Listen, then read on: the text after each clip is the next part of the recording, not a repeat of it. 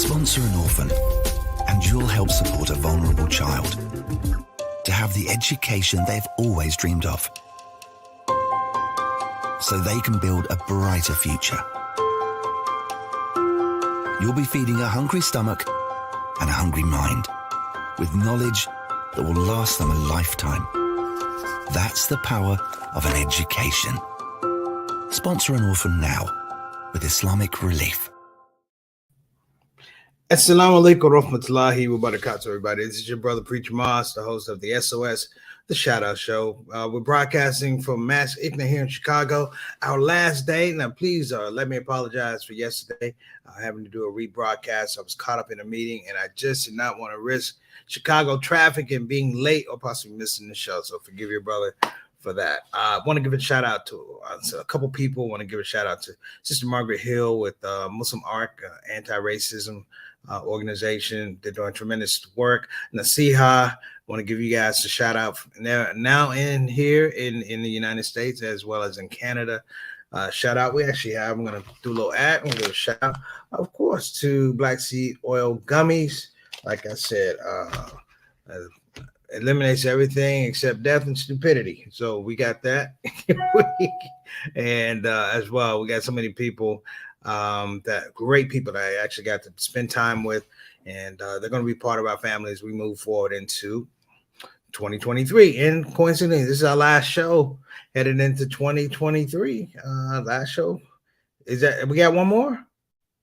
We got one more. I'm so sorry, brothers and sisters. We got one more. Sister Tana has corrected me. I don't have a calendar around. Your brother's just talking. So forgive me for that. But listen, we have a great show today. This is, I don't want to say a different theme, but, every once in a while you have to have conversations. And the last couple days, I've had several conversations with family members throughout the month, dealing with the loss of my father, dealing with the loss of Sister Lorraine Kitchen, dealing with the loss of my Aunt Shirley. And, it was interesting because we're talking about our seniors, how we love our seniors. And there is a process that we really need to go through in the aspect of understanding aging and framing care for our love and love for our parents. Having gone through that prior to the loss of my father, I thought it was really, really interesting because I'm still in the midst of it right now. Alhamdulillah, my mom is still with us. And many of you understand what I'm about to be talking about here momentarily. If we have older parents, we love them, but there is a systematic understanding that we have to develop to make sure that we're able to care for them in the best ways, with the best intentions, and inshallah, with the best results. Okay? So that's what we're going to be talking about today. Now, before I get started, also I want to give a shout out to some of our people. We say sick and shut in, and some of them are infirm. We want to make sure we are making du'as for Shifa, for Sister Mary Adams, the mother of John Adams, and Sister Carol Slocum, the mother of Doug Robinson, a fantastic sound guy, part of our shout out family. And anyone else out there who is dealing with a loved one or someone who is not feeling well. They're not their best selves. They're not living their best life. I'm not talking about anything about mental health. That might be an issue, but we're just talking about sometimes people need to know that they're loved, need to know that they're cared about, need to know that they value, they matter. Even if you tell them a million times, sometimes you got to tell them 1,000,001 times. And the story today begins with the fact that we all have a mission, that we have a provocation to take care of our parents. Our parents took care of us, and then, of course, the evolution of life. They took care of us as children. We take care of them as adults. The roles reverse. We've heard that before, and it's true. But in that space of the roles reversing, there's some very important, some very vital information that we need to know to be able to prepare, if you will, to prepare and execute in the best interest of our parents. Now, it sounds, I'm just speaking, but I just want you to know it takes a lot. You will find yourself grinding the gears of your faith. You will find yourself upset. And it's okay. It's a part of the process. Why? Because we don't know what our parents are going through. We're not established in their emotions. You have to think about it. You're a child catching up to parent emotions. If a parent had at the age of 25, you have to catch up to their emotions, and you're 25 years late. Understand that this requires kindness, and it also requires patience, and it also requires faith. Okay, we're going to be back talking about aging, framing care and love for our parents here on the ShOUT Show. Thanks for joining us.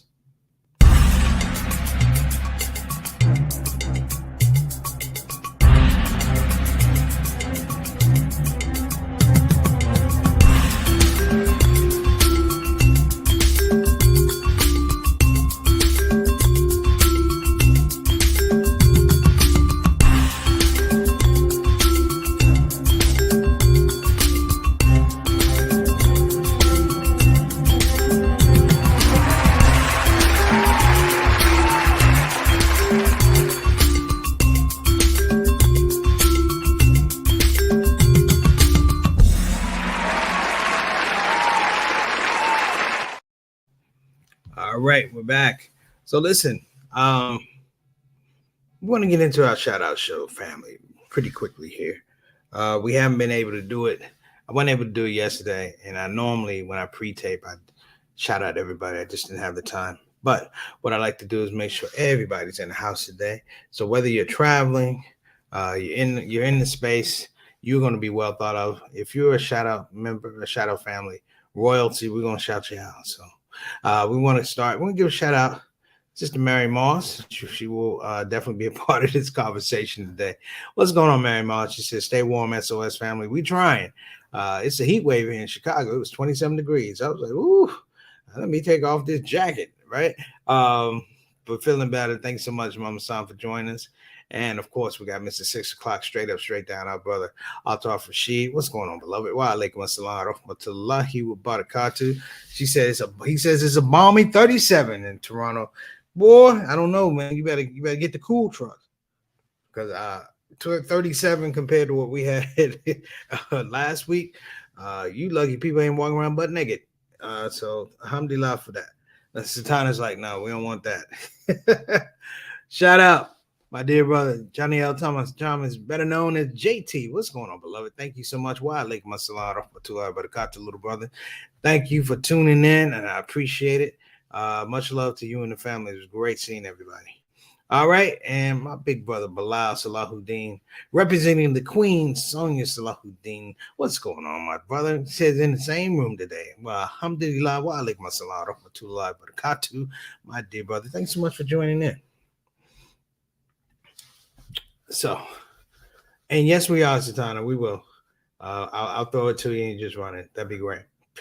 So, and we want to also give a shout out to executive producer, whose role is expanding as we speak. Alhamdulillah. Wa alaikum assalam rahmatullahi wa barakatuh to Sister Satana Whitfield. How you doing, sister? How's everything on the East Coast? Everything good? She gives the big thumbs up. Y'all can't see it. It's just a big thumb. Alhamdulillah. Thank you so much. But thank you so much. So let's go ahead and get started here. And let's get out our place a little bit. I'll frame a little bit of care. My mom, love my mom. I mean, she knows this. And it's clear. My mom has had a lot of health issues in her life. So we've had fervent relationships between her doctors and hospitals for quite a number of years. And a lot of times it was things that dealt with symptoms or required small surgeries or things like that. But it does come to a time whereby the illness is a little bit more chronic and they have to do with age. I would probably pinpoint that when my mom had her heart attack. She had a silent heart attack some years back. I was on tour. As a matter of fact, I was in Dallas. I think it was 2012. And I couldn't get a hold of her. And it went all day long. Couldn't get a hold of her. And finally, I got a call from my Aunt Maxine. May Allah be pleased with her, who called to let me know what was going on and also let me know that my mother was okay. Though it started out as what is called a silent heart attack, it had repercussions. One of the repercussions is that, for her to be able to go home, she wound up spending a considerable amount of time at a rehabilitation place, actually two, and that led to a lot of issues. We got her out. We got her home because I felt like, me being me, and I'm the only one in I'm the only son she has. But me, I felt like the rehabilitation place was not healthy for her. I felt that they were doing things that were underhanded, things to acquire her house. This is all the stuff that goes on. So you guys need to know this. Talking to her about, why don't you just stay here? They weren't feeding her. They weren't working her out. They weren't giving. It was just a mess. And my aunt had to jump in, and we wound up getting my mother out of the rehabilitation place. So what happened was we got her home, and then the clear truth came that we were not ready. As much love as we have, we were not ready for this whole aspect of home health care. We just were not. Um, the creme de la creme of just screwing up is my mom fell out of a wheelchair as we were having an argument about taking her in a wheelchair, and she wanted to crawl, and she fell out. She chipped her tooth. It was really bad, and it was really, really bad. And we kind of rallied the troops, and we got ourselves together, and we came up with this mantra that whether we know exactly what we're doing or whatever, we're gonna do it together. And our mantra was, my mom probably remembers, we ain't no punks. So there's a picture somewhere, my mom smiling with a chipped tooth, going, we ain't no punks. And what that meant for me was you had to be vulnerable. You had to ask questions. You didn't know. You had to bring other people in. A shout out to my cousin Ophelia, who is a nurse, a home health care nurse, and she came and she really filled in a lot of blanks for us. How to bathe my mom, it was a thing. My mom also wound up not being ambulatory for about 9 months, close to 10 months, and she had to rehab, walking, and all of that. And so you got to imagine, for me, it was a lot because I was on the road. So I was trying to work. And so here's some of the things that you should be aware of. That we care and we love for our parents, but the healthcare system does not do the same thing. The legal system does not do the same thing. One of the things my mother and I didn't have to go back and forth was we didn't have to go and try and figure out who was going to provide the care. A lot of families drop the ball because they don't know who's going to provide the care. And a lot of the people lead with love, and then there's arguments and personalities. Case in point, my grandmother, when she went into her spiral with dementia, my Aunt Ruth quit her job, and she was the primary caretaker. And I'm going to tell everybody here, this is really, really important. If you are going to be the primary caretaker, you must make sure that your health is up to snuff, that you're going to be okay, that if you have high blood pressure, you deal with blood pressure, circulatory, these things are called vascular dementia. You will, in many regards, speed up that space because you're constantly actively going. So you got to be in some kind of shape. So get yourself checked out. That's number one. Number two, which is really, really important. Hey, assalamu alaikum warahmatullahi wabarakatuh, Brother Eric. Thank you for joining us. Number two, that's really, really important. This is where my mother helped me out. And I used to be on her about, why you call these people? She has a direct line to Blue Cross Blue Shield. They argue every day. I hear them on the phone like, can we go out and get something to eat? No, doctors, bills. Let me tell y'all something. Your retirement, your Medicare, your Medicaid, private health insurance.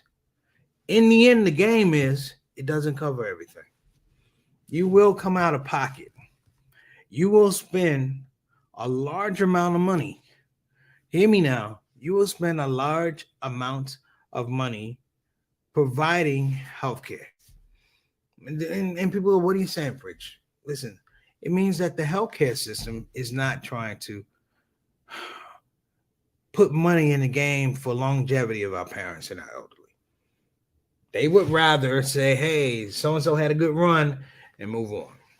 You know, it was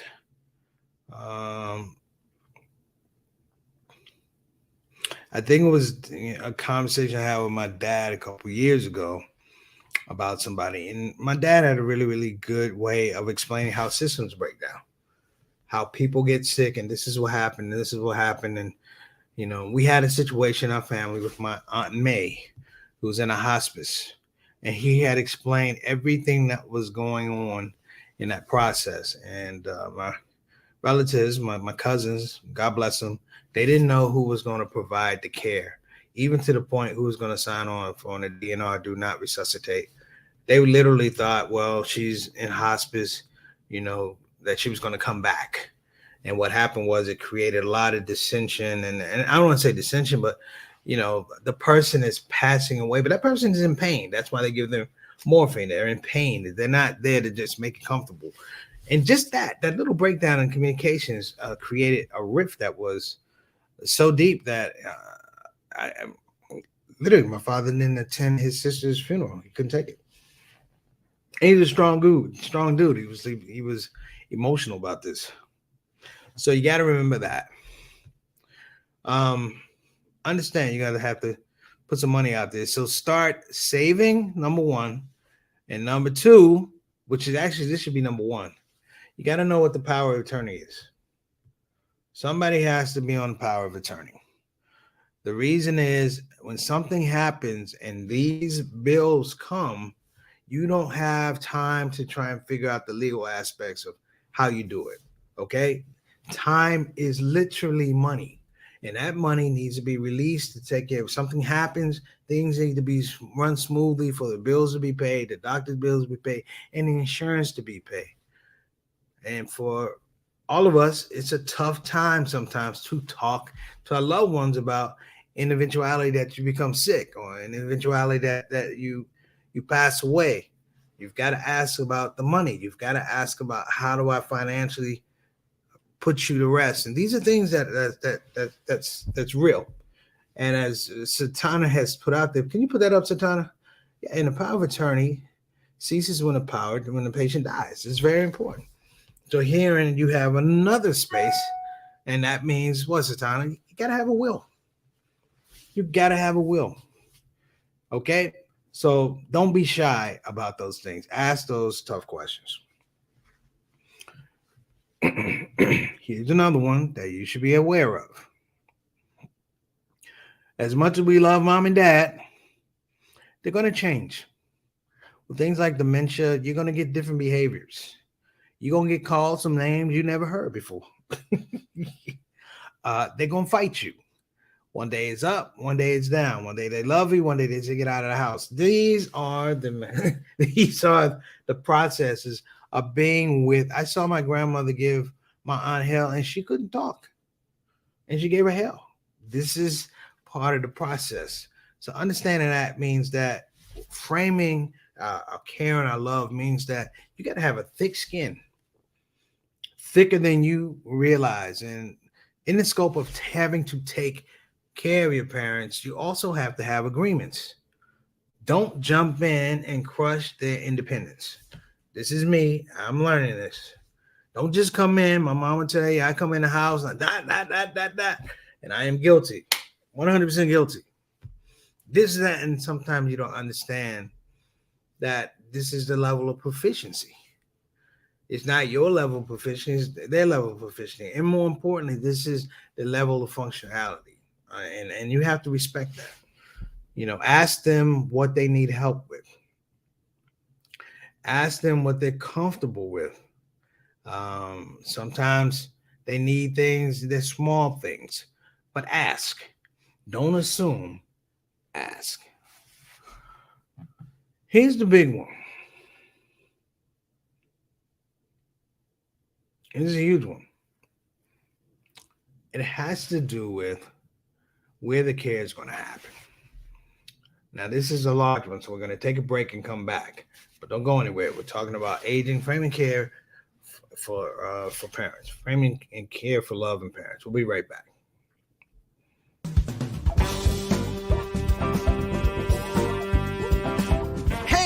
babies. Welcome to Radio WCUC, Convenient Urgent Care, home of the smart patient. This is DJ What It Do. You know what time it is. It's the top of the hour, and the request lines are open. You know what you want to hear. I know what you want to hear. Operators are waiting. I just got to hear Don't Get the COVID. Don't get the COVID. Put your mask back on. The Delta COVID, more contagious than before. Don't get the COVID. Go on and get the vaccine. You know that it can keep you safe, and your people living up in your space. Don't get the COVID. You need to wash your hands. The Delta COVID is more deadly than before. Don't get the COVID. Go on and get your vaccine. You know that it can keep you from dying. Don't leave your family all alone and crying. Don't get the COVID. We invite you to join our fight against COVID and against misinformation. It's time to listen to the doctors and trust the science. When I think of people dying that don't have to die, it makes me sad. Now is the time to be sober. Together we can make this thing over. Let's fight the COVID. Convenient urgent care, home of the smart patient. Assalamu alaikum wa rahmatullahi wa barakatuh, everybody. I'm Preacher Mars, host of the SOS of ShOUT. So listen, I am coming on because I am advertising, I'm giving an endorsement for black seed gummies and original organic elderberry. Now, they say that this cures everything but death and people that owe you money. Now, listen, I'm going to tell you something for my brothers and sisters. Go out and get some. I know some of you don't know what elderberry is, and that's probably why you're dying with stroke and you're only 16 years old. Listen, just trust me. Pick it up. This Preacher Mars talking about, again, black seed oil gummies. Talk to you soon. Remember, pick it up. And if you don't know what elderberry is, you just don't know.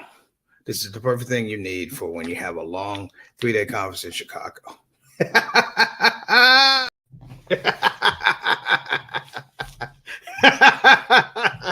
All right, sometimes I crack myself up. All right. So listen, getting back to this, because my mom is probably going to say you need a longer show. Satana is probably going to say you need a longer show. And I am going to absolutely agree with them. Listen, this is a big one. And it has to do with the healthcare, home health plan for your parents. You have to have an understanding, a benchmark of when you need to change home health care. I heard a startling statistic about falls. A lot of our parents are like, don't ever put me in a nursing home. And we don't want to do that. We want them to be in this space. I do. I want them to be in this space where they're most comfortable. But the reality is things happen. And sometimes parents, as they get older, you're dealing with memory. And the big fear is, you leave the stove on. We've always heard these things. Also, you hear about falls. And as our parents get older, and it's really important to understand about falls, that a broken hip, actually 12% of the time leads to death in 1 year. And say a broken hip at a nursing home leads to a death in 1 year in 30% of the cases. So you have to understand where this stuff is coming from. So have a very sober conversation about, Mom, these are the benchmarks when we need to make a move. People going, what does that mean? And this also does not mean put them in a nursing home, but understand the cost. Home healthcare person, that's $25, $35 an hour. You're talking about a nursing home, $350 to $400 a day. These are the realities that we have. And I think we all need to be really, really careful. And that's it. Also, the permanent parents want to move in with you, or move in with you, or you move in. I ain't moving in with you, Mom. I'm just kidding.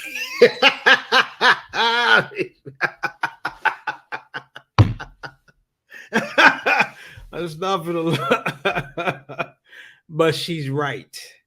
I Alhamdulillah, I'm blessed to be able to coexist with my mom at her house, at our house, and it's been a work in progress. But we did it early, meaning, and I will say that some of the healthcare issues that she had or crises that she had early allowed me to kind of develop a routine about how we come into the house looking for signs.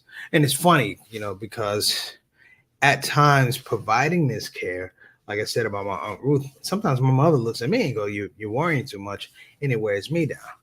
And I'm not as healthy as I can be. And it's just mental. Love of our parents is metaphysical on one level, but it is an entirely different animal of emotional intelligence because we don't know. You see, we understand that love is great for all these things.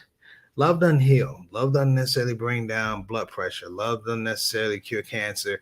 It is the thing that we have to engage to understand that at some point in time, the things are out of our hands.